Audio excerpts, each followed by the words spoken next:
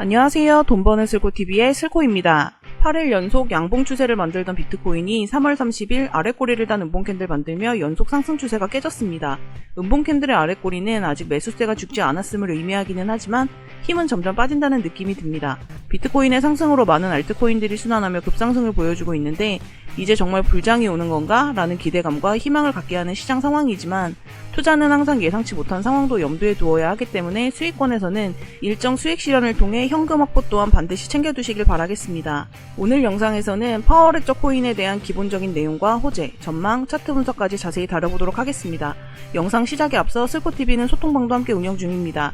실시간 뉴스와 차트 분석 등 많은 정보를 다루고 있으니 소통방에서 다양한 소식 받기를 원하시는 분들께서는 영상 하단의 더보기 또는 고정 댓글 링크 클릭 후 입장해주시면 됩니다. 파워레저 코인은 블록체인 기반의 에너지 산업을 위한 플랫폼으로 공기업의 전력 공급 독점을 예방하면서 새로운 전력시장 구조 구축을 위해 개발되었다고 합니다. 또한 P2P 거래 방식을 가지고 있어서 공급자와 소비자가 직접 거래하게 도와주는 유통망 전달과 거래소도 연결되어 있다고 하는데요. 여기서 P2P란 유저들이 중개기관을 거치지 않고 서로 직접 데이터를 주고받는 것을 말합니다. 간단하게 정리하자면 파워레저 코인은 소비자들이 신재생 에너지의 거래를 더 쉽고 안전하게 할 수 있도록 도와주는 플랫폼이라고 생각하시면 될 것 같습니다. 파워레저는 영상 촬영일 기준 시가총액 순위 186위에 랭크되어 있고 시가총액은 약 3,540억 원입니다.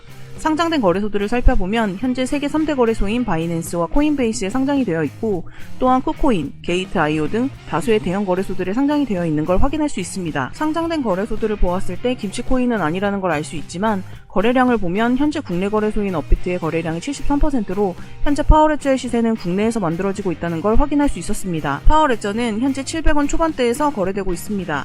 주봉 차트 먼저 살펴보면 지난 6월 114원 저점 찍은 이후 쭉 우상향 추세 유지하고 있고 월봉으로 잠시 넘어와서 보면 770원짜리에 중요한 저항선이 하나 있습니다. 2018년 1월 대하락이 있던 시기에 아래꼬리 터치 후 반등 보여준 자리이기도 하고 선 아래로 하향 이탈한 이후로는 윗꼬리 살짝 터치한 적은 있지만 단 한 번도 종가 마감으로 돌파에 성공한 적이 없는 자리이기도 합니다.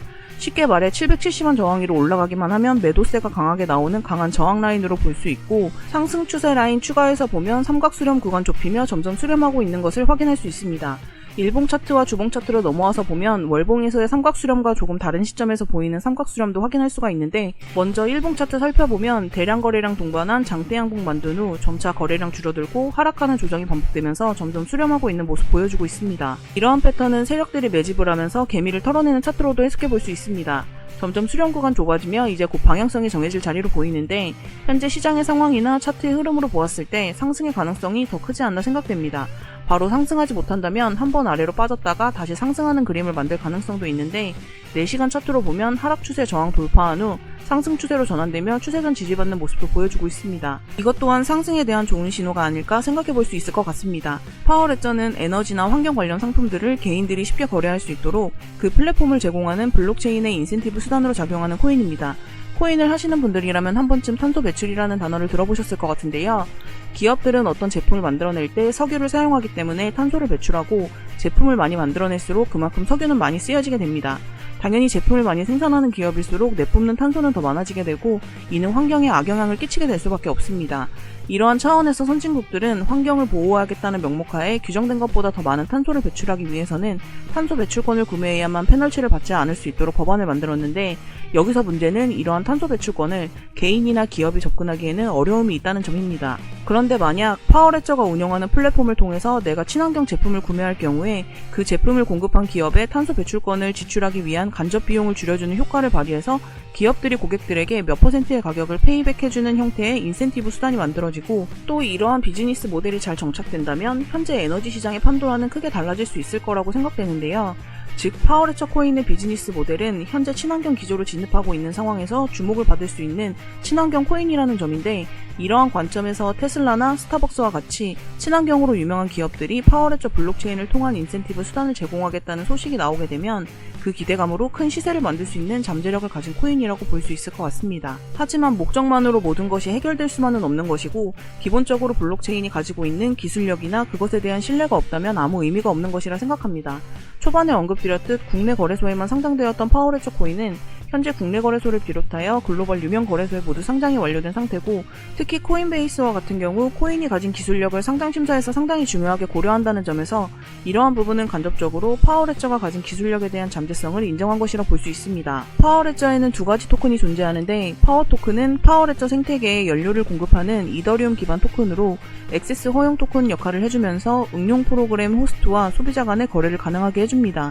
일종의 인증서 개념이라고 생각하시면 될 것 같습니다. 또 다른 코인인 스파크즈 토큰은 파워레저 플랫폼에서 실질적인 거래에 이용되는 코인으로 호스트의 액세스를 통해서 파워 토큰을 스파크즈 토큰으로 변환할 수 있고, 파워레저는 기존 에너지 유통 네트워크의 가치를 유지해주면서 소비자의 손에 에너지 경제를 관리할 힘을 부여해줄 수 있는 장점을 갖추고 있습니다. 현재 파워레저 내에는 사내에서 개발된 프라이빗 POS 블록체인인 에코체인을 사용하여 2016년과 2017년의 에너지 시장에서 자체 테스트 및 실전 테스트를 끝냈습니다.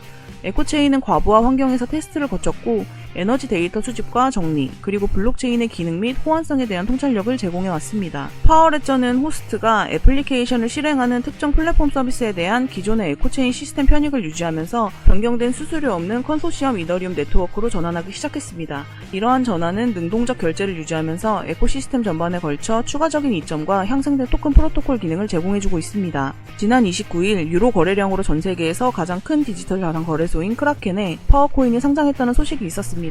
크라켄의 파워 토큰 지원 움직임은 호주의 에너지테크 기업인 파워레저가 자체 블록체인 플랫폼을 이더리움에서 솔라나 기반 블록체인으로 교체한 지 1년도 채 되지 않은 시점에서 발생한 것인데요.